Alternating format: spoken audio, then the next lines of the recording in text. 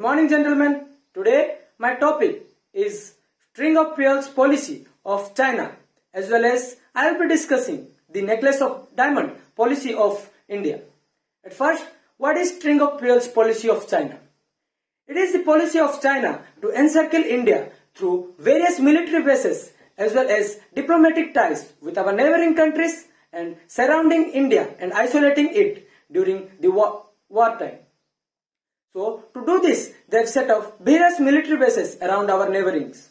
For example, over the East African region, Djibouti was the first military base that they set up in the East African region. And according to a report of CSIS, it is stated that they are involved in 46 sea projects in the East African regions in one way or other, taking advantage of their economic condition. Over the Persian Gulf region, Strait of Hormuz is an important trade checkpoint. There are various countries surrounding it, for example, Oman, Yemen and Iran. They are helping Oman to build the Deccan port. They are helping Yemen to build 3 natural gas power plants.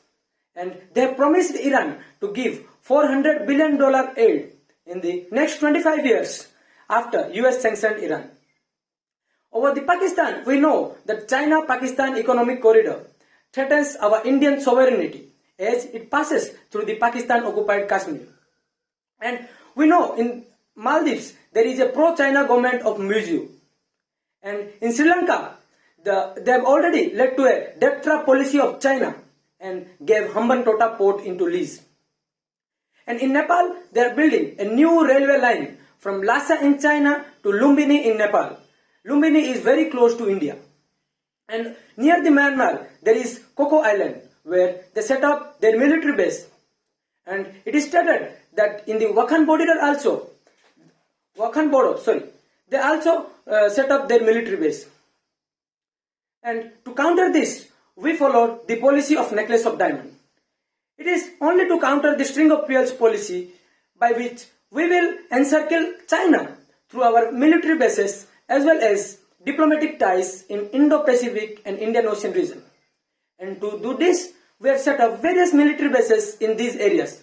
For example, the Changi Naval Port of Singapore, the Sabang Port of Indonesia, the Chabar Port of Iran, and the Deccan Port of Oman, as well as the Sittwe Port of Myanmar, and Mongla Port of Bangladesh, at last Assumption Island of Seychelles, and many more development will carry on in the future.